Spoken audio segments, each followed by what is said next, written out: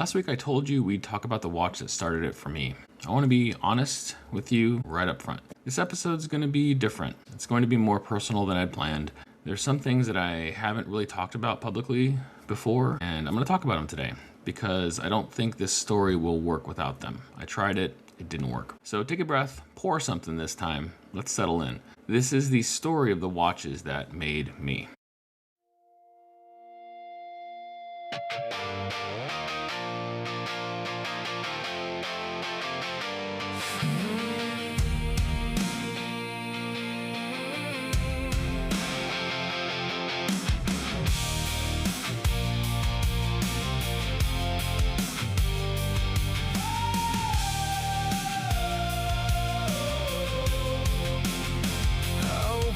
Drawer and it opens me a silver scar, a brass skin key, the watch my brother gave me on my wedding day still counts the Welcome back to What's on Your Restay. I'm Wachowski. If you're new, welcome. You've picked an interesting episode to start with. If you're coming back from episode 2, thank you again, genuinely. We're going to go somewhere different than the last 2 episodes. We're not really going to do a brand breakdown, or are we? It's all going to be one story because every watch I'm going to mention today is connected. They're a chain. And if I'm going to do this show, honestly, I have to start with this chain. We're going to call this first segment 1, the dial. First watch in this story isn't a watch. It's just a dial. I had a late great uncle. He was a watchmaker, old school, hands-on kind of guy that could open up a movement, fix it on the kitchen table, and then head it back to you like it was running brand new. And he's gone now. And he's been for a while, and I miss him.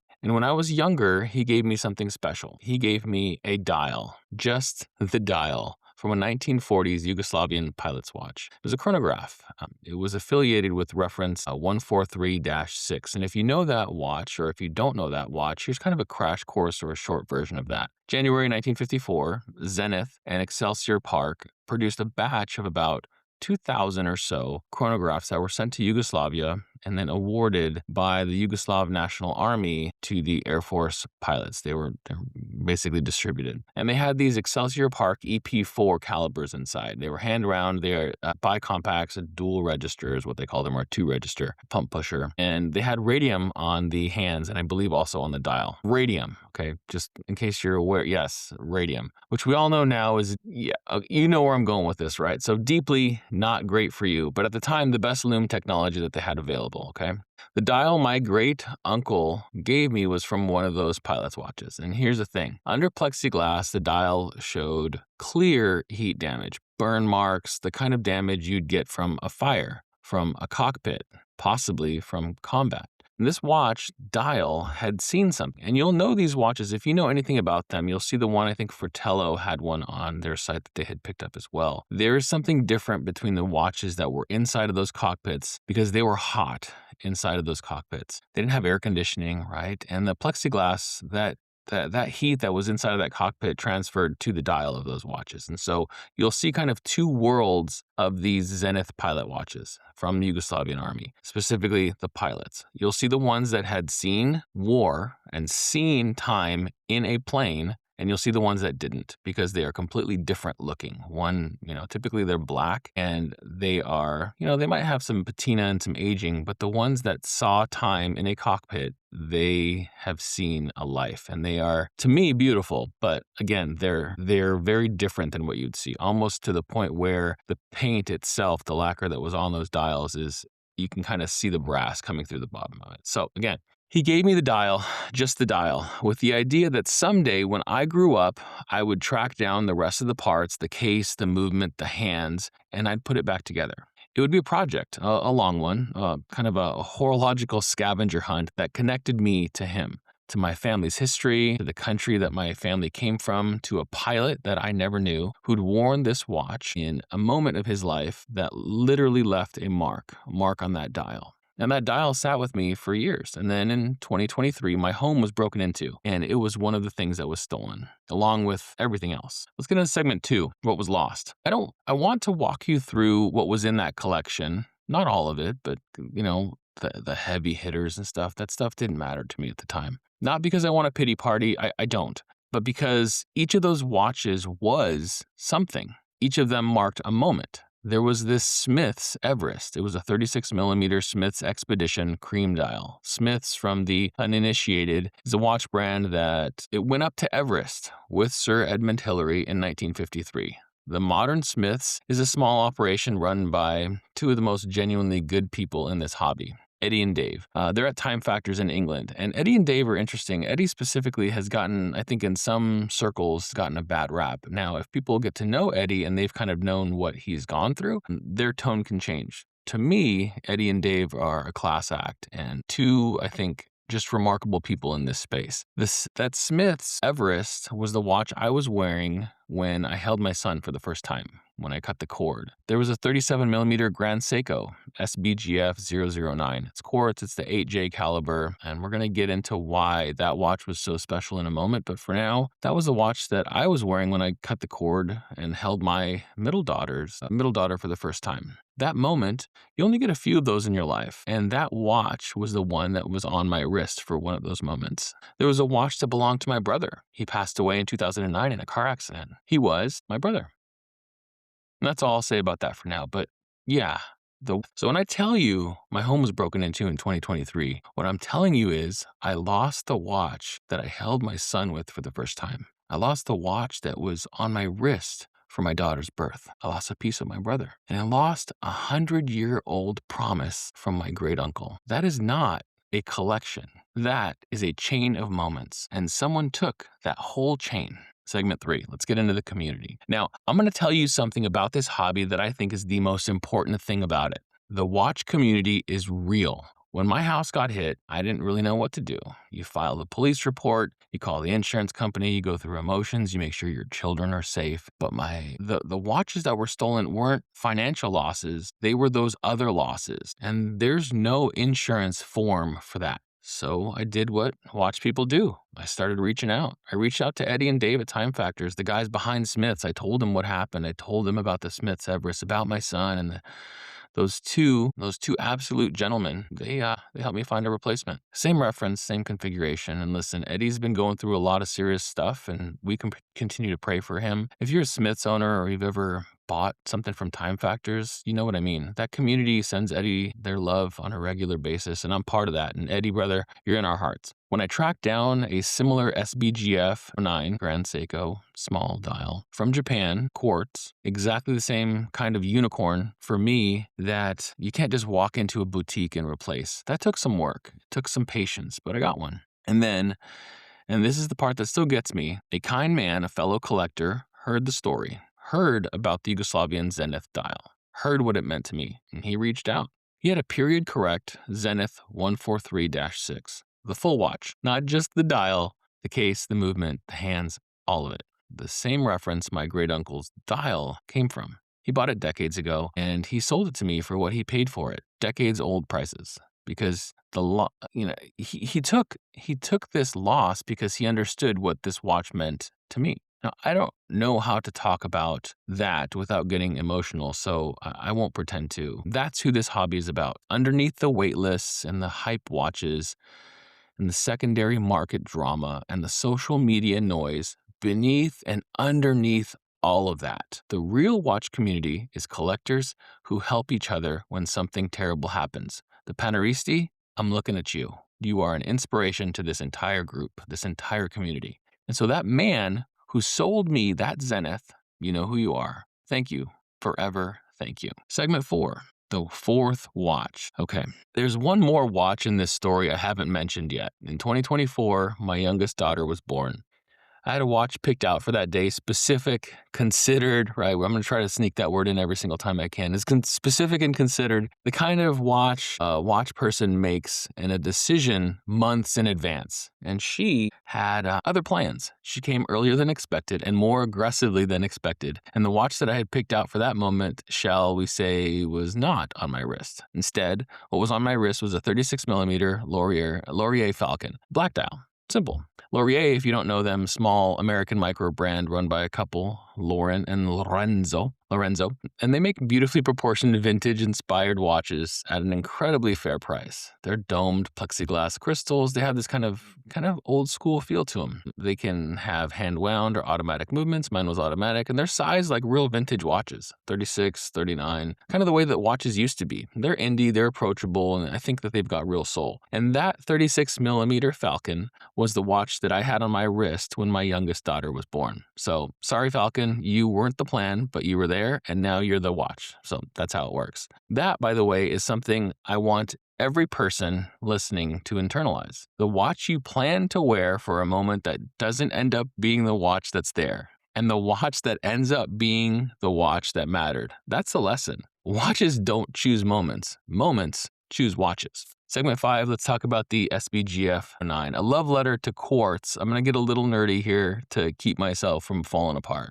Okay, so let me back up and properly nerd out about the Grand Seiko SBGF009 just for a moment, because I think it deserves it, and I think this whole era of watches is slowly coming back. The SBGF9, which is the light white dial, there's also an SBGF011, which is the black dial. It's a 37 millimeter Grand Seiko quartz. It has an 8J, 8 is in the number, J is in Jack, caliber inside. And I want to tell you why that watch is so much cooler than it sounds. When people hear quartz watch, they think of a $5 drugstore watch, disposable, boring, soulless. That's because most quartz watches are. But Grand Seiko's high-end quartz movements are something completely different. They're some of the most over-engineered, lovingly designed pieces of horology that no one talks about. The 8J caliber to me is it's beyond just accuracy, although it's extremely accurate, plus or minus 10 seconds per year, not per month, per year. Mechanical watches, even the great ones, are accurate to a few seconds per day. So a Grand Seiko quartz like this is roughly 100 times more accurate than a chronometer grade mechanical movement. It is just a different category of timekeeping. And the way they achieve this is wild. They aged the quartz crystals individually for months before installing them to make sure that each one had stabilized. The movements are hand finished. The hands are diamond cut and polished by craftsmen using techniques you'd associate with mechanical hot horology. The dials, Grand Seiko dials, are an entirely different conversation, but the short version is that level of finishing on a Grand Seiko dial in this price range is genuinely unmatched in the industry. So if you've got this 37 millimeter watch on your wrist, it looks like a beautifully restrained dress watch, and inside is a movement that is by some measures more technically extraordinary than things that cost 10 times as much. So that's the SBGF009, why it's special, and why when I lost mine, replacing it wasn't optional. It was the thing I had to do. Kind of horological correction to the universe that was going on for me. Let's talk about segment 6 in the daily. Where does this all leave me right now? Well, right now, today, that Yugoslavian Zenith, the one a stranger sold me at decades-old prices, the one that lives in a vault, always, because of the radium hands, because it's irreplaceable, because some watches you just don't wear, some watches you know are there and that's enough. And I say that, and sometimes I still wear that watch, just usually not around my kids. But the watch that opened a door for me, specifically it opened the door to Zenith, the brand, modern Zenith. And the watch that's on my wrist most days now is a Zenith Pilot. Specifically, it's a 40 millimeter Pilot automatic. It's a boutique edition, and there's this long reference number, but it's the blue version of the Zenith Pilot. It has this blue corrugated dial. It has an El Primero 3620 SC inside. It beats at 5 hertz, so it's a pretty smooth sweep, 36,000 vibrations per hour. 60 hours of power. It's stainless steel. Again, it's a boutique exclusive. You can get it from basically only from Zenith boutiques. Occasionally, they show up on gray markets and that kind of stuff. Now, full confession, the modern Zenith Pilot's watch is not a watch that the watch internet loves. There's a lot of not insignificant contingent of enthusiasts who think the Pilot's, it's too modern, it's too clean. They don't like the pill, they call it, right above the date at the 6 o'clock. I think all of these things are charming to me. And so they think that it's lost some of that kind of rugged Pilot Type 20 type stuff. And the arguments, I get it, I really do. But this watch for me is perfect. The 40 millimeter size is correct. The blue dial, to me, again, is gorgeous. Zenith calls it inspired by the night sky, and I can see why. And the corrugated horizontal grooves on the dial, again, to me, are this beautiful, subtle texture. The El Primero 3620 that's in there. It's a three-hander. It's got obviously a date at 6. It's one of the most legendary movements in this family's history. The El Primero powered the Rolex Daytona for decades. That's how good these movements are. And this one, the one that sits on my wrist most of the days, beats at 5 hertz, which means that the second-hand sweeps incredibly smooth. So pick one up if you can find one, put it on the wrist, watch the seconds hand, and you'll see what I mean. But the reason I love this watch, the reason that I reach for it a lot is because every time I look down at my wrist, I think about the other Zenith. I think about the 1940s one, the one with the burn marks, the one that is in a vault, the one that's off-site basically from my home, the one connecting me to my great uncle, to a pilot that I never met, to my family's history, to a chain of moments that someone tried to break in 2023. And that somehow the watch community put back together for me. The modern Zenith Pilot is not a hype watch. It is not an obvious choice. Other people in this hobby will tell me I should be wearing something else. And I hear them and I respect them, but I don't. I wear the Zenith. But I'm going to keep wearing this one because to me, it means something that no review on YouTube will ever capture. That's the whole thing. The whole hobby, the entire thing is about that. The watches don't just keep time. To me, they hold time. They hold moments. They hold people, and they hold promises. Okay, so let's talk about what's going to happen next. So that's my chain, right? The dial my great uncle gave me, the collection that was stolen, the friends in the community who helped me rebuild, the Yugoslavian Zenith in the vault, the modern Zenith on my wrist, the Smiths from Eddie and Dave, the replacement Grand Seiko, the Laurier Falcon that was an accident and ended up being a memory, my brother's watch, which I'm still working on. There's a longer story for that one day. Now, the next episode, we're going to lighten things up. We're going to go into a kind of a deep dive again, not too deep. I don't want these to be too long, but 3 brands that I think are interesting in the watch industry right now. And they're, again, brands that most people, I don't think, know about or give enough credit to. We're going to talk about Yema, Y-E-M-A, a French brand, with an absolutely incredible heritage in the dive watch space and military pieces. And they're currently producing some of the best value per dollar watches in the whole watch industry.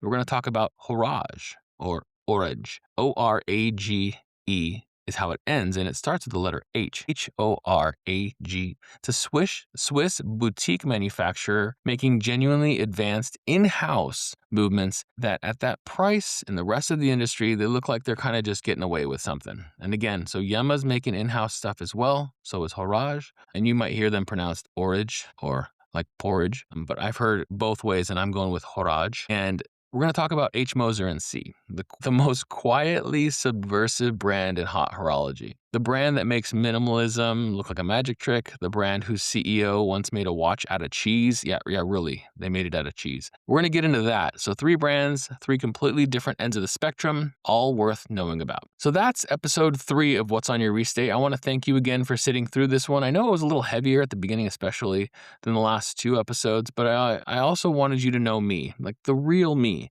before the show goes any further, because every recommendation I'm ever going to make on this podcast comes from somewhere. Every brand I love for a reason, and now you know some of those reasons. If anything in this episode resonated, if you have a watch with a story, a watch from a person you've lost, a watch that was on your wrist for a moment that mattered, find me, tell me. I want to hear it, truly.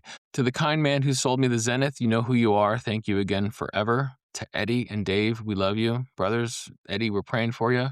To my great uncle, I made it whole again. Different, but whole. And I think you'd be proud. I'm Wachowski. Take care of yourselves and wear something good.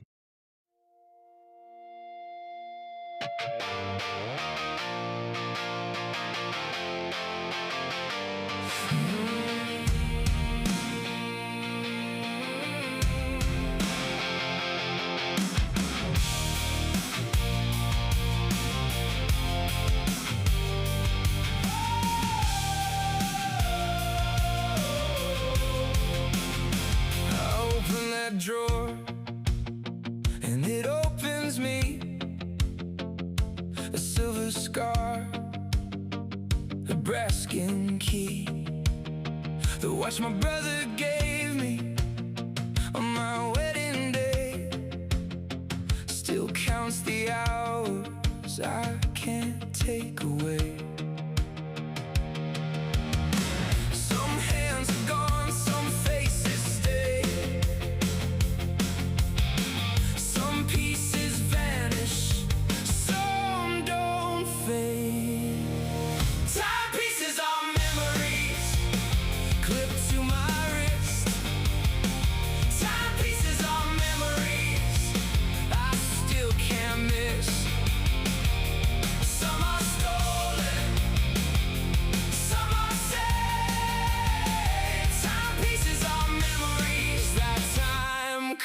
couldn't take.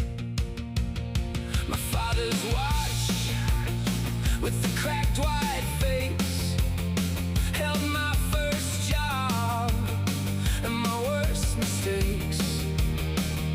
My late great uncle's pilot watch from the war in 45. I hear propeller wind when I close my eyes. Some hands are gone, some names remain. Some gifts get worn, then worn again. Timepieces are memories clipped to my wrist. Timepieces are memories I still can't miss. Some are stolen, some are saved. Timepieces are memories that time couldn't take. And the watches I wore when I held my children